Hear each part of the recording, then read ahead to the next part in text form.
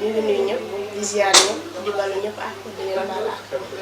di ñaanal ñëpp jàmm di ko sàkku si ñoom di ñaanal ñi nga xam ne ñu ngi tëdd si wàllu hôpital yi yal na leen ko suñu borom bi jëlee ñi nga xam ne ñu ngi si prison yi yal na leen ko suñu borom bi jëlee si barke Alxuraanu Karim barke Seydina Muhammad sallallahu alayhi wa sallam tey ñu ngi dalal suñu plateau monsieur Mahfouss Diédhiou kenn dootu ko présenté monsieur Mahfouss ñu ngi lay nuyu di la ziar di la jël sa wàccuwaay ñu bàyyi la nga nuyu suñu mbokk internet Padoaya TV yu lay seetaan su suñu plateforme YouTube ak Facebook. waaw asalaamaaleykum mbokku internet yi ak fansu télé Padoaya TV maa ngi leen di nuyu di leen jox seen wàccuwaay waaye balaa may xuus danga may tuuti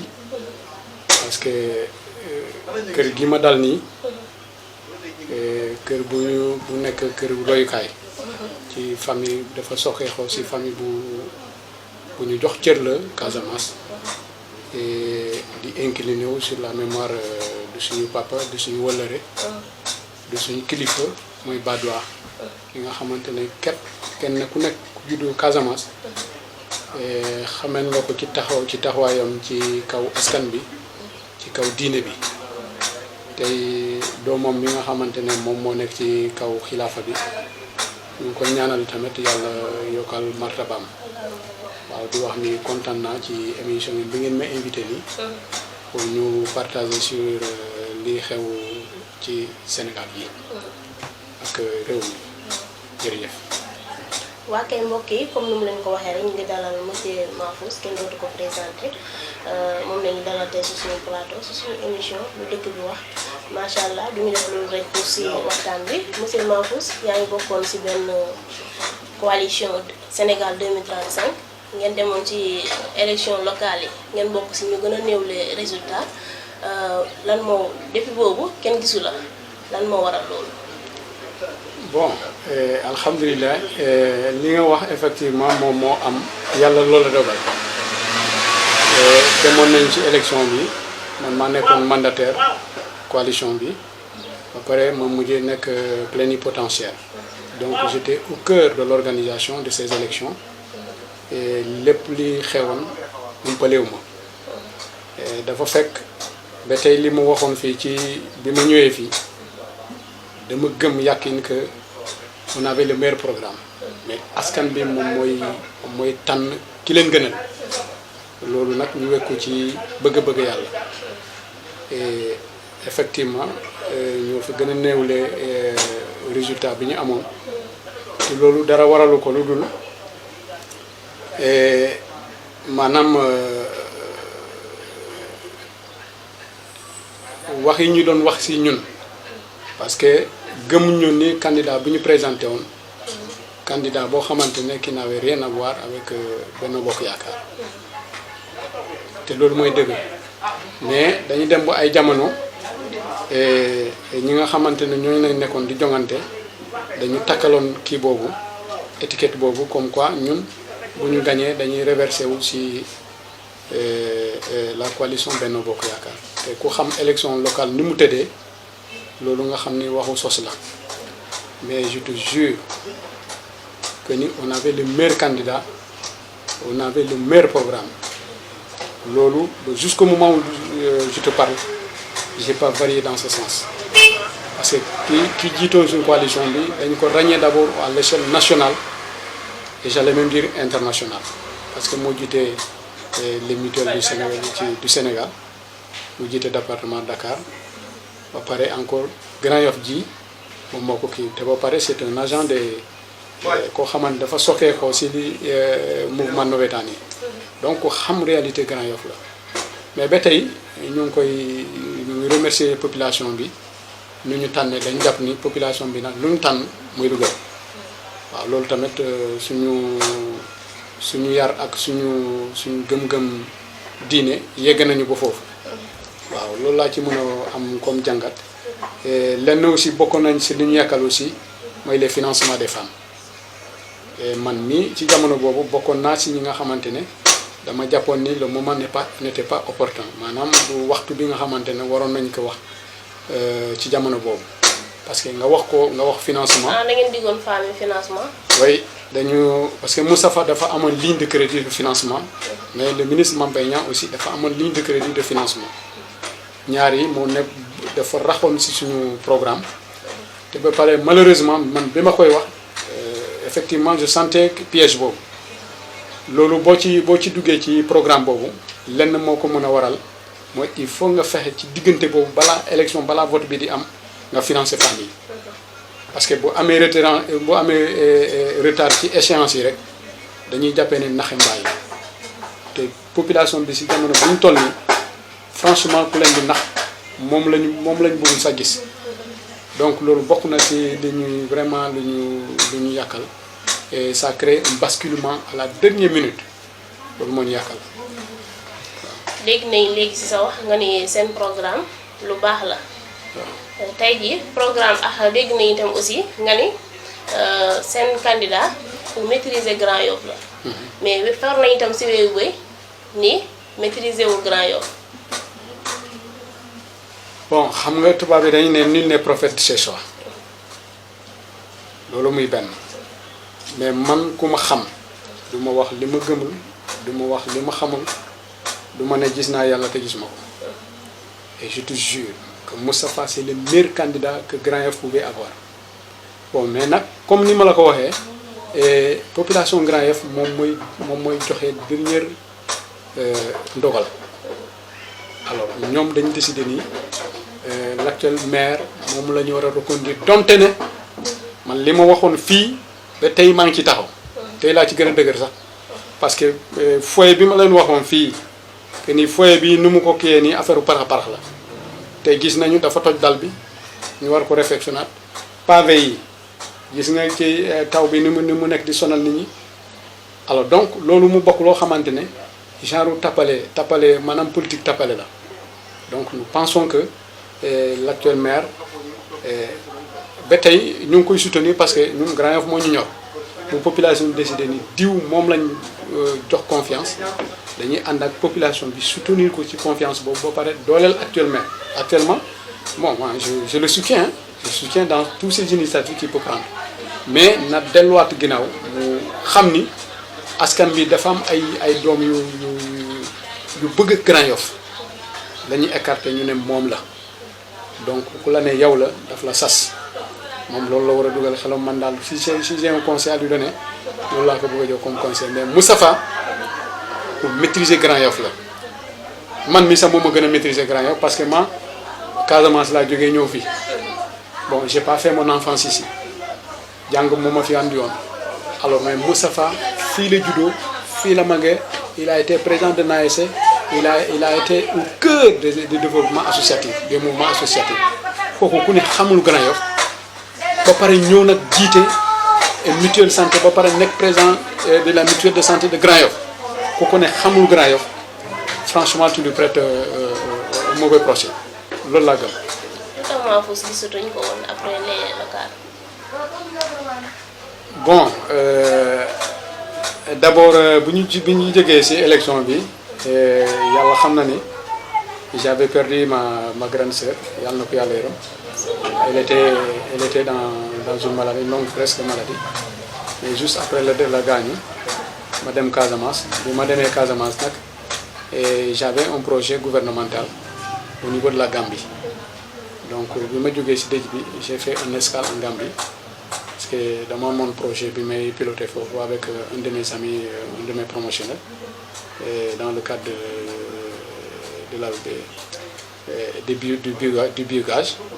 te mu nekk un programme national du gouvernement de la Gambie moom laa nekkoon di càmbar foofu parce que defoon nañu étude ba pare bon avec l'inflation des prix et consorts donc il fallait qu'on revoie encore ñu xoolaat encore prix yi ak yooyu moo tax bon c'est un peu duré là-bas loolu moo waraloon sama absence et sinon bon jamono yi moom maa ngi fi. ok ñu ngi lay jaale sa sœur boobu yàlla suuf oyof si kawam yàlla xare ko àjjana yi gën a kawe si barke Alxuraan karim barke Seydina Muhammad sallallahu alayhi wa sallam. Mahfouss est-ce que jotul tam sa central ak central bi nga xam ni mooy central honorable député Moussa Sané ngeen boolewaat nekk benn say parce que bi ngeen daan ànd da ngeen doon am résultat yu baax. sa laaj bi am na solo te bu pare muy dëgg tamit parce que mbooloo mooy doole mais tu sais ku mel ni man ak ñi nga xamante ne ñooñu la ñu àndal di animer centrale bi dafa am ay principes de valeurs yu ñuy défendre yi incarner des valeurs de principe Moussa il demeure être mon frère moom sama frère la sama grand frère la et j'ai beaucoup de respect envers lui dox naa ko cër aussi et je lui reconnais en tant qu'autorité mais ci ay principes lañ d'accord parce que man ak moom loon dëgg le départ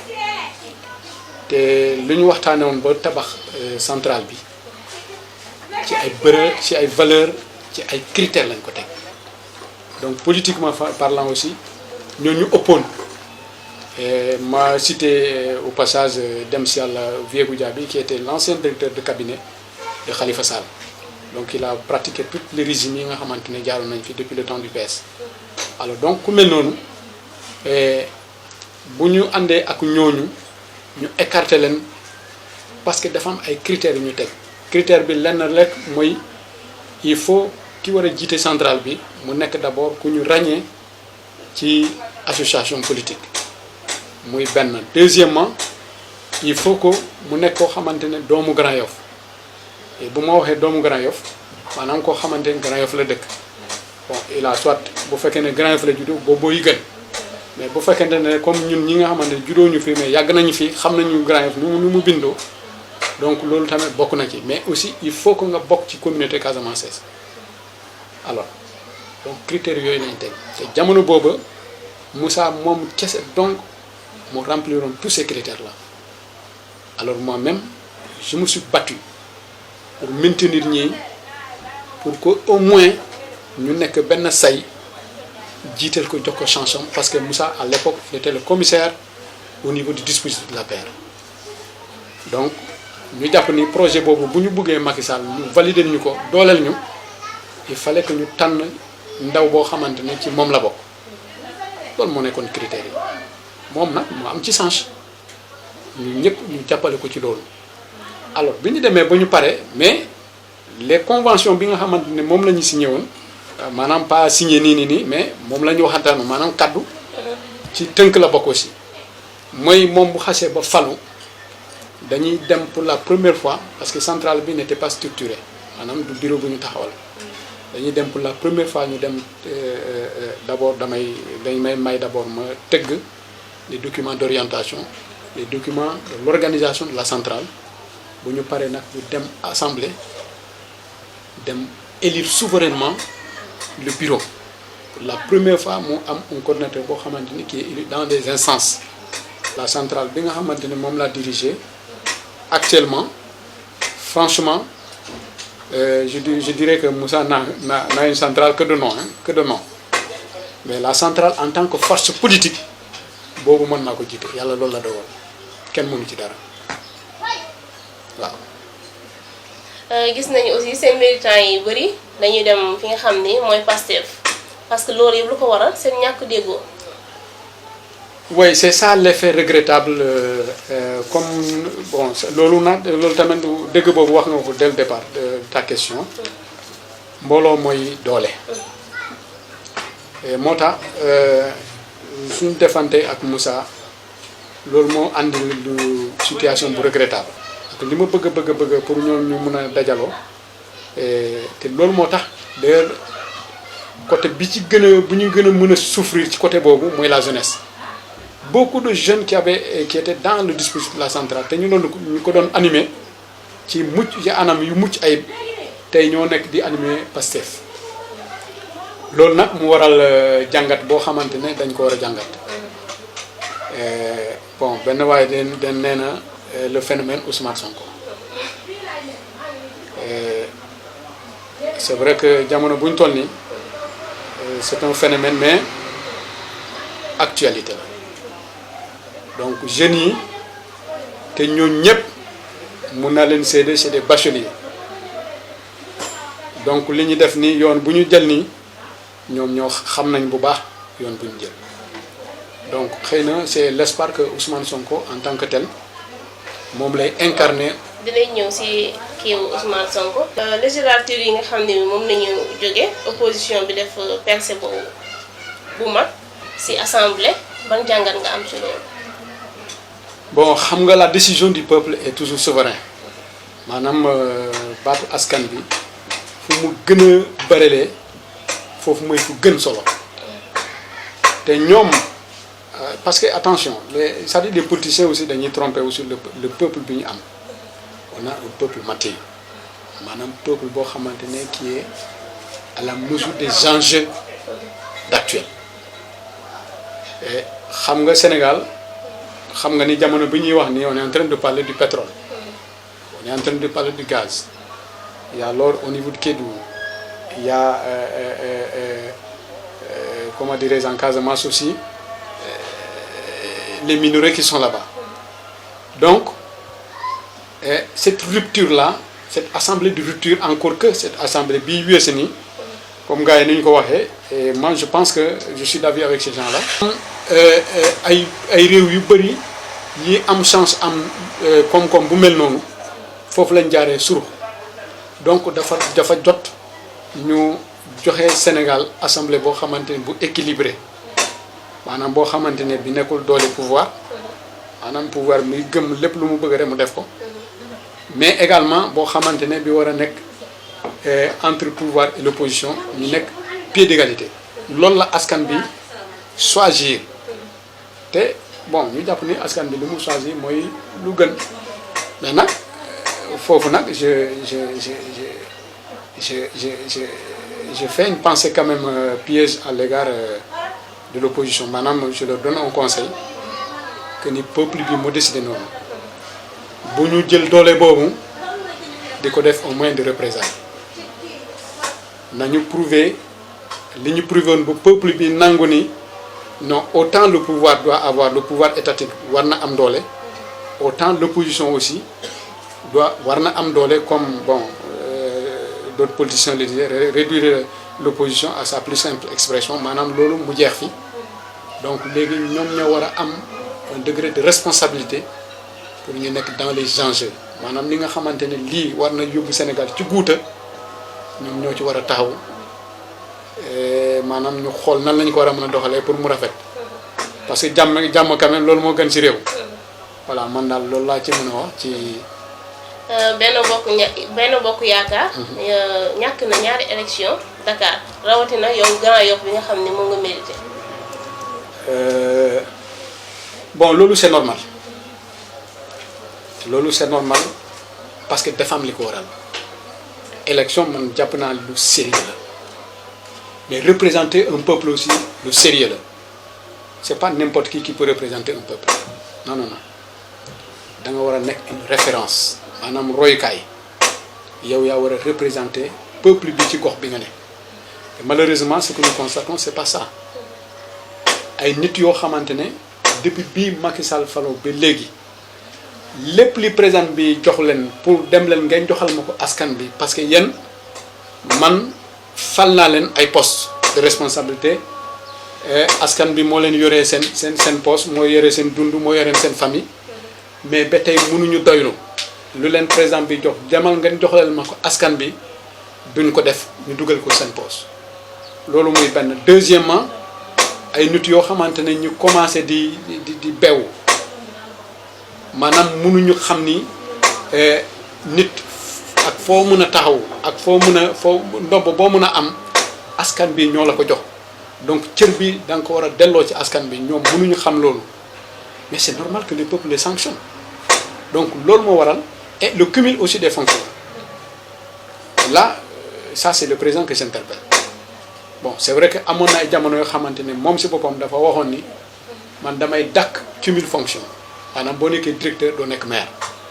waaw boo nekkee ministre doo nekk maire ainsi de suite malheureusement à un moment donné bon c'est pas ce que nous constatons dañuy gis ni nit mën na nekk ministre il est maire et ben voilà c'est comme ça maanaam c'est un roi absolu te loolu bokk na ci lii war a mën a tax vraiment peuple bi ñuy sanctionner nit ñi parce que tey yow kii bu nekkee ministre keneen kii nekk député keneen kii nekk directeur keneen kii nekk maire mais ñoo ñëpp bu ñu jëlee seen daraje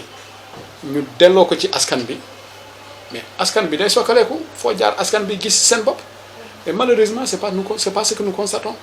loolu bokk na si liy tax askan bi tamit ñu sanctionner Benno Bokk Yaakaar et il est temps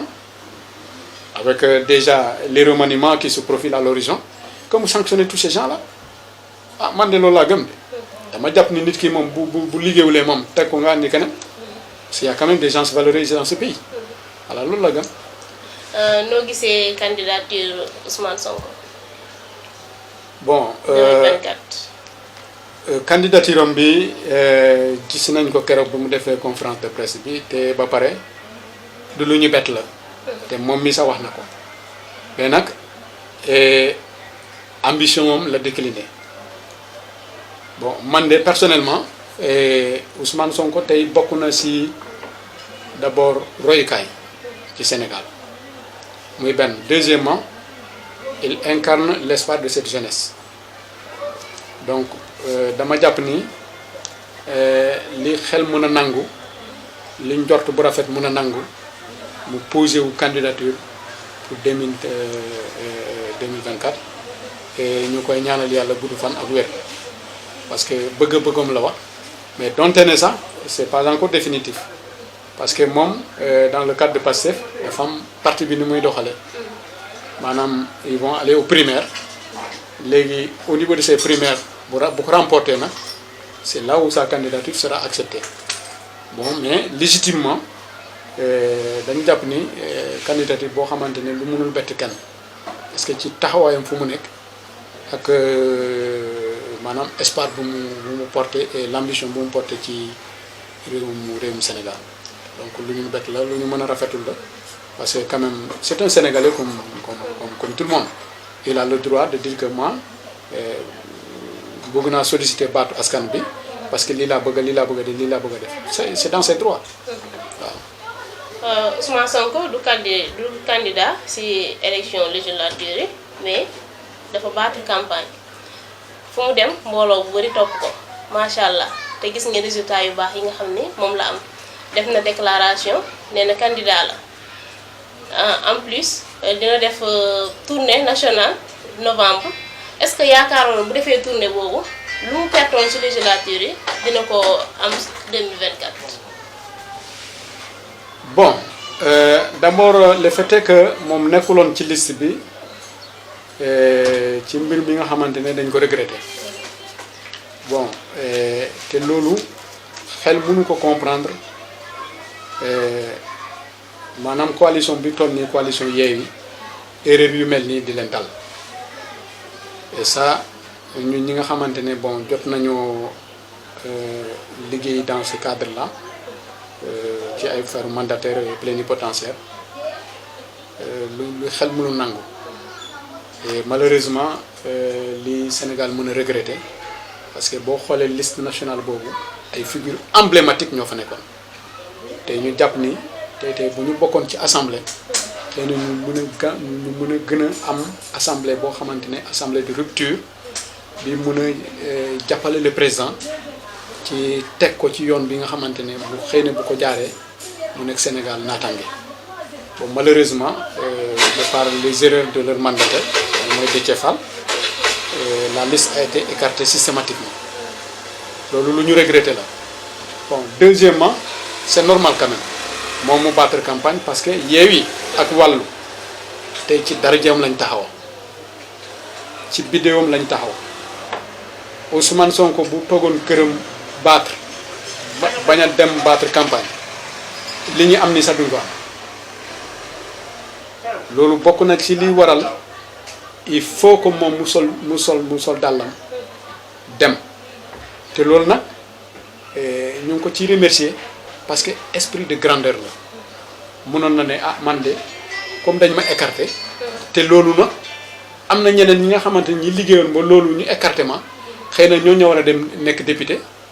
bon mënoon na toog këram mais bon xëy na loolu dafa wane ni bon li ko ñor mooy Sénégal moo ko ñor. Ousmane Sonko bu jógul woon daal wàllu ak Yewwi duñu doon jël. non je te donne juste un exemple boo xamante ne un exemple patent parce que tubaab bi dañu ne la meilleure manière d'éduquer quelqu'un c'est de donner des exemples patents Ousmane Sonko bi muy dem bon la coalition Yewwi bi muy dem bu xale yi les jeunes ñoom ñoo commencé di jubiler si tali bi di naan ñun añaguñu Ousmane Sonko moo fi ñëw loolu ça c'est une réalité boo xamante ne kenn mënu ko nier donc ma jàpp ni Ousmane Sonko bu baataloon campagne ça moi je suis catégorique là-dessus bu baataloon campagne résultat yi ñu am ni duñ ko am te balaa ñu koy xam nañu dem élection présidentielle ñooñu noonu xam nga fu mu toll nii ñoom ñu ngi si benn say te nit ki bu nekkee si biir say du mun a xam ni xëy na man ci dargee diw moo tax may dund mais moom bu demee kii dem ah booba ngay xam boo nekkee si garab te jant bi bañ laa ki garab yi bu daanee di nga xam ne naaj am na. moo tax ma jàpp ni bon Ousmane Sonko c'est l'unanimité bon ñoom Barthélémy ay ñoom Khalifa Sall bés bu ñu koy xam nañu dem yàlla ñuy egg ñu gudd fan ba 2020. dañu bëgg xam nga ndax da nga yaakaar ni Pastef day Yewwi Askan Wi day tas 2024. non ça c'est un impératif dina tas bi li koy waral je sais que du jóge ci Ousmane Sonko parce que ñoom ñëpp bu fekkente ne ils sont conséquents ils sont cohérents te ba pare bañ cee iñaan xam nañu bépp candidat bu ñu mën a taxawal Yewwi amul envergure nationale et internationale amul sur le plan intellectuel sur le plan des connaissances amul ku mën a remplacer Ousmane Sonko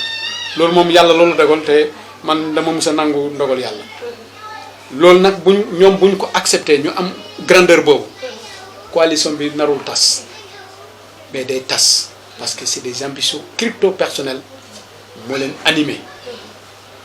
seen yéene si boppam ci ak seen bëgg-bëgg Sénégal moo tolloon ñu dem ba ñu gis ni kii moo gën ci Sénégal ñu naan ñu ñëpp que ne ku ne da ngay bàyyi sa ambition ñu dooleel ko maanaam nekkuñ ci politique boobu. Afrique xamul politique boobu. voilà c'est ça le côté regrettable de la situation. noo jàngatee problème la Dantec. bon d'abord ñu ngi massawu malade yi suivre nañu ko le délégué syndical muy wax fee et le directeur qui se justifie de l'autre côté te ñoom ñëpp ñu nekk ay sénégalais situation bu ñu mën a regretter la xam nga lan moo tax parce que dama jàpp ni nit dafa war a wax dëgg ci li xew ak boor boo mën a nekk donc tey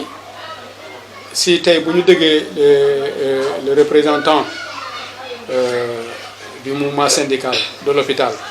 moom muy wax loo xamante ni lu safaanoo ak directeur bi li mu wax lu ñu mën a regretter la loolu muy benn. Deuxièmement les malades yi nga xamante ne dañ leen transférer de l'hôpital pour yóbbu leen ci benn bërëb te xam nañu feebar ku feebar xëy na di nga gën a jage yàlla da ngay gën a ragal ci sa bakkan alors donc tey bu ñu nekkee ba ñu toll foofu ñu leen di pamte nii néew na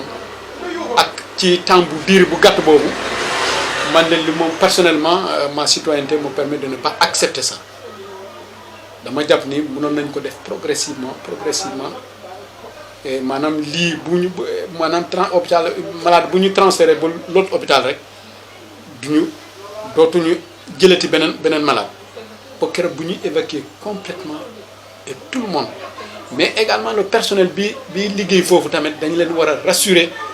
sur leurs conditions de vie et leurs conditions de mutation parce que c'est des Sénégalais bon teint bon noir te fii lañ dëkk dama jàpp ni nguur yow mënoo ko yoree ba pare sa askan di jooy ci yow du li ma rafetul loolu moo tax bon mbirum hôpital boobu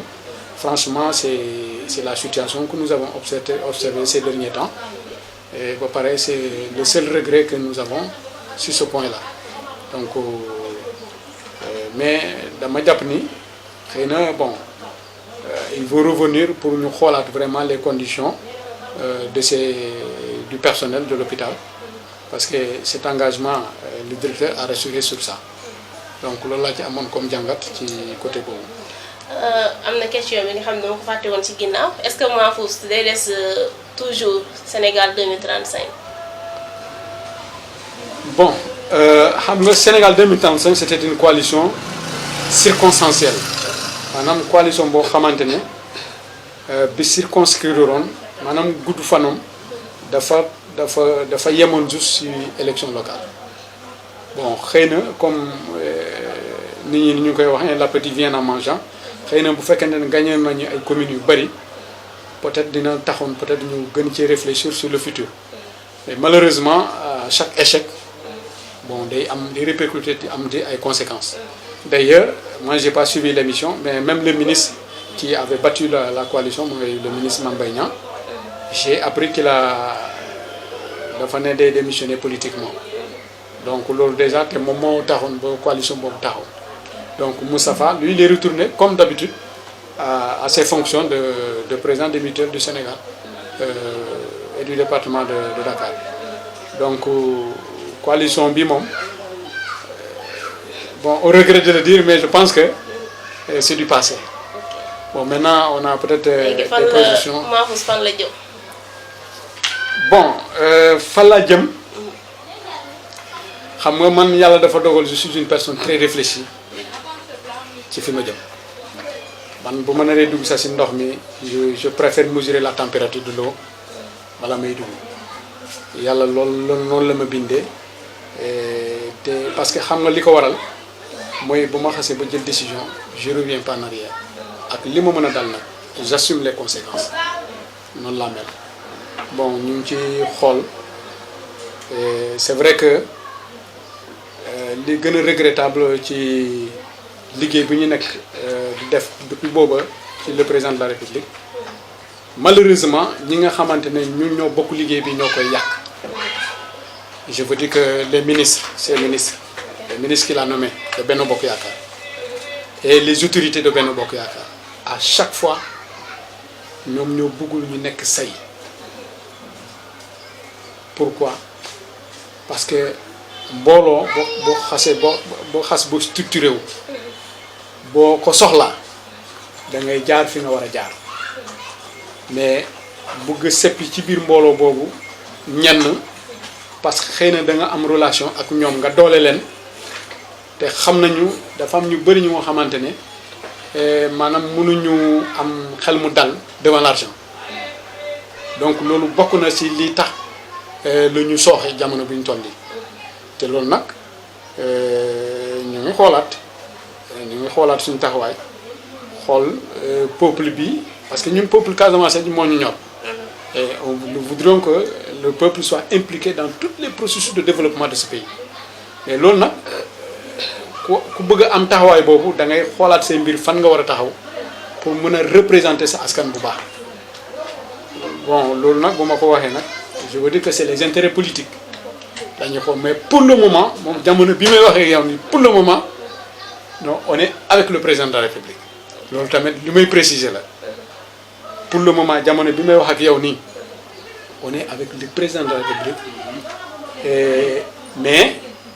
toujours est-il que on est en train de revoir toutes les lignes ci li xewoon fii parce que ñun suñu liggéey day am rapport voilà. waa kay Mahfouz comme ni ñu koy waxee rek dund lu neex du doy ñu bàyyi la nga wax sa mot de la fin nga tàggatoo. bon sama tàggatoo bi ma xanaa mooy di leen remercier et di sant yàlla gën a santaat yàlla ci vœu de confiance et kii lii la télévision la télé en ligne Badoa TV avec ma modeste personne et di feddale sama kóllëre ci yéen di wax ni que je suis disponible pour cette télé et di sakku ñaan ci l'actuel maire mu dooleel la presse les presses en ligne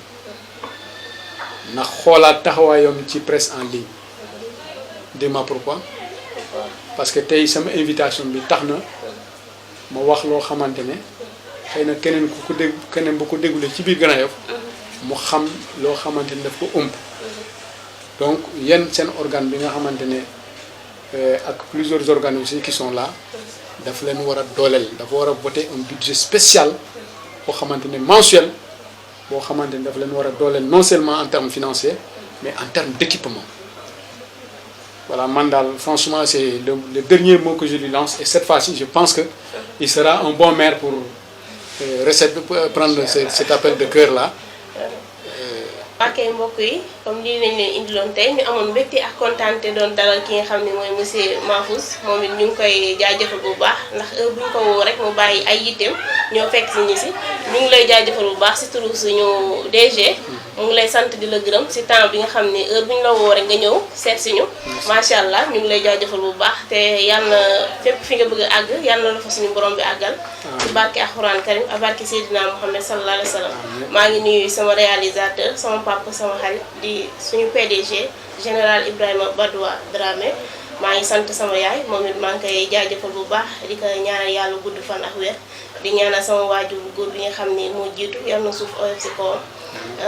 maa ngi sant ñëpp di gërëm ñëpp di leen jox dig daje si beneen numéro si Badoaya TV